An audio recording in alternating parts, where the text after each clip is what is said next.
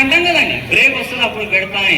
మరి ఇదే కుమారుణ్ణి అదే తల్లి చిన్న ఉన్నప్పుడు ఎంత 2 నెలలు 3 నెలలు 4 నెలలు 5 నెలలు ఉన్నప్పుడు చందమామ రావే, జాబిల్లి రావే, కొండెక్కి రావే, కోగుపూలు రావే, ఆయన రాడు, చంద్రుడు అక్కడే ఉంటాడు, చంద్రదేవుడు రాడు. కానీ రావే రావే రావే అని పిలిచి పిలిచి వాడి కడుపు నింపిన తల్లి ఎక్కడికి పోయింది?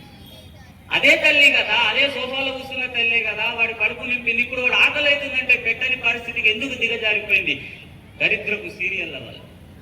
ఏం నేర్పిస్తున్నాయి మరి అంటే అడ్డమైన సంసారాన్ని మొత్తం నాశనం చేసే విషయాలు ఈ రోజు టీవీలో, సినిమాల్లో, సీరియల్లో మనం చూస్తున్నాం. దయచేసి వాటిని మానుకోండి. తల్లులందరికీ నా యొక్క ప్రత్యేకమైనటువంటి విజ్ఞప్తి, మొట్టమొదటిగా మానుకోవాల్సింది ఈ సీరియల్, సినిమాలు చూడడంలో తప్పు లేదండి, చూడడంలో తప్పు లేదు.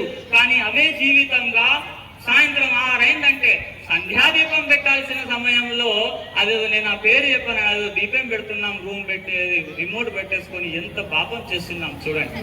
వేదాలు, పురాణాలు, శాస్త్రాలు నేర్పాల్సిన సంధ్యా టైం అది, సంధ్యావందనం చేసుకోవాల్సిన సమయం అది. అట్లాంటి సమయంలో మన పిల్లలు హోంవర్క్ చేసుకున్న తర్వాత చదువుకునే పుస్తకాలు పక్కన పెట్టి రామాయణ, భగవద్గీత పుస్తకాలు ముందర పెట్టి నేర్పించాల్సిన సమయం అది.